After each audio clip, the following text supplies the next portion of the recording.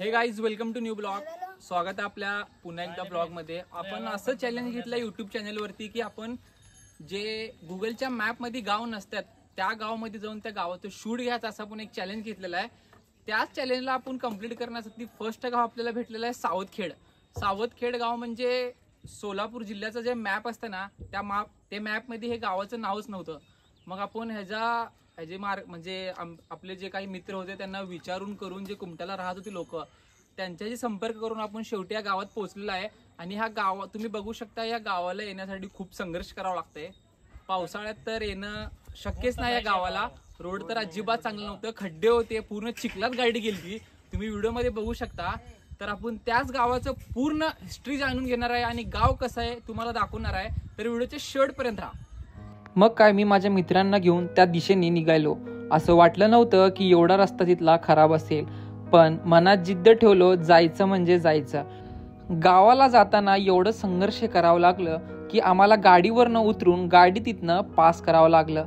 मग आम्ही विचार केला की इथली लोक रोज येण्या जाण्यासाठी किती संघर्ष करतात. मग शेवटी आम्ही तिथे पोहोचलो. आम्हाला गावात गेल्यावर कळलं की गावात लोकच राहत नाही. मग आम्ही लोकांना विचारलो की ह्या गावात लोक का राहत नाही. त्यांनी एकच उत्तर दिलं, आमच्या येथे काहीच नाही. त्यामुळे इथले लोक सगळेच गाव सोडून आपापल्या शहराला निघून गेले.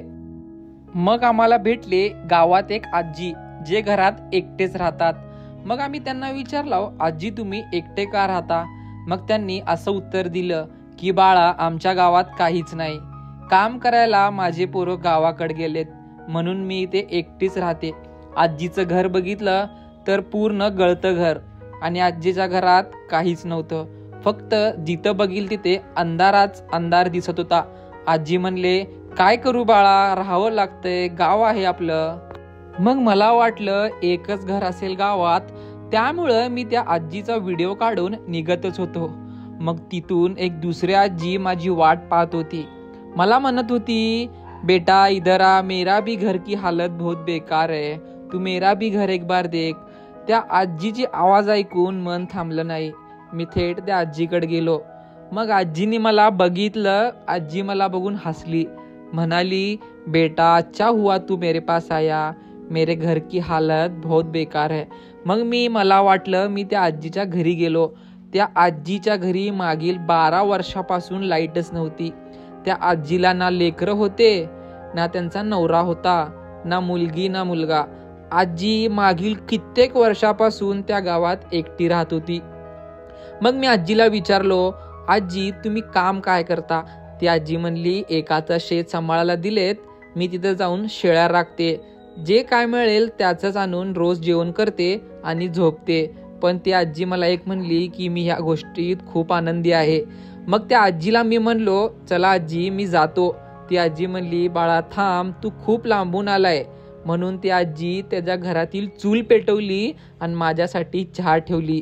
मग मी आजीला म्हणलो, मला नको चहा आजी. मग ती आजी मला म्हणली, का रे बाळा, गरिबांच्या घरातलं चहा पित नाही का. मग माझं मन थांबलं नाही. मी म्हणलो, आजी बनव. ती आजी म्हणली, आत्ताच म्हशीचं दूध आणले, थांब तुला चहा करते. त्या आजीच्या मनातील भावना बघून एवढा आनंद वाटला आणि वाईट देखील वाटलं. त्या आजीच्या जेव्हा घरात गेलो, एवढी बेकार अवस्था होती घराची, तुम्हाला तर व्हिडिओमध्ये दिसत असेल, मला सांगावंसं वाटत नाही. मन एकदम भरावून गेलतं. मग आजी मला म्हणली, देख बेटा मेरा तो कोई नहीं, तू चबी है क्या देख क्या तो. मग मी आजीला एक वचन देऊन आलो, आजी मी नेक्स्ट टाइम जेव्हा बी तुझ्याकडे येईल तुझ्यासाठी 100% काय तर काय आणील. मग आम्ही आजीला आमच्याकडनं जेवढं होईल तेवढी छोटीशी मदत दिलाव. मग आजी एकदम खुश झाली. मग आम्ही आजीशी 2 मिनिट बोललाव. तर ऐका ती आजी काय म्हणत होती. तर मित्रांनो, आजीला हिंदी येत नाही, सॉरी आजीला मराठी येत नाही. आपण त्यांच्याशी हिंदीमध्ये बोलणार आहे. ह्यांचं नाव जायदा भी है, इन्हों रहने वाले सावतखेड़ के. तो हमने इनका घर देखा अभी, तो उनके घर में लाइट नहीं है. पिछले कितने सालों से लाइट नहीं है. 2007-8 से तो ये आया. 10 साल हुए इनके घर में लाइट नहीं है. तो ये ऐसे रहते हैं, चूल्हे पे खाना बनाते हैं. ना इनको लड़का है ना लड़की है, ना इनके हस्बैंड है, ना इनकी कोई फैमिली है. तो अकेले ही रहते हैं। तो हमने अभी इनका घर का पूरा देखा तो बहुत बेकार हालत है घर की। हमने इनसे वादा किया है कि जब भी हम नेक्स्ट टाइम आएंगे 101% इनकी मदद करेंगे, क्योंकि हमें इस बार आए तभी हमको इतना नॉलेज नहीं था ये गांव का कि यहाँ के लोग कैसे रहेंगे, यहाँ की अवस्था कैसी रहेंगी। तो हमने हमारा मतलब कुछ चीजें नहीं लाई है, तो इसलिए हमने इनसे वादा किया है कि हम जब भी नेक्स्ट टाइम आएंगे ये जो दादी है इनकी 101% मदद करेंगे। क्या बोलना चाहोगे आप? क्या है आपका शुक्रिया करती हूँ, मैं आए खुशी हुई मुझे, बस मेहनत करती हूँ। शुक्र सरकार नहीं, का है। हम तुम्हारे साथ है, टेंशन मत लो। नहीं, बिंदास।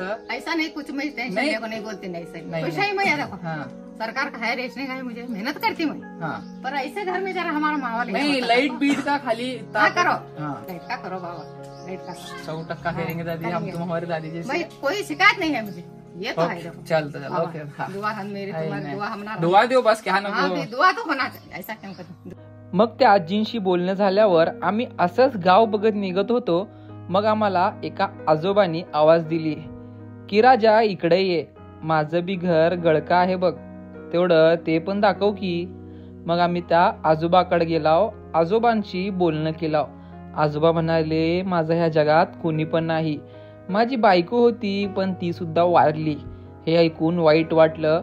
आजोबा म्हणाले होतं एक स्वतःचं घर, पण काय करावं पावसामुळं पूर्ण तुटलंय, मग त्यासाठी आता भाड्याच्या घरात राहतो बघ. मग आजोबांशी बोलणं करून आम्ही आजोबांचं घर दाखवलं. आजोबांच्या घराची अवस्था एवढी बेकार होती की आम्ही आजोबांना बी वचन देऊन आलो, आजोबा जेव्हा बी मी येईल तुमचं घर काय तर काय करण्याचा प्रयत्न करील. हुसैन बादशाह क्या मतलब घर का क्या घर क्या नहीं प्रॉब्लम, ये सब चीरे गए, पड़ रहे बारिश से.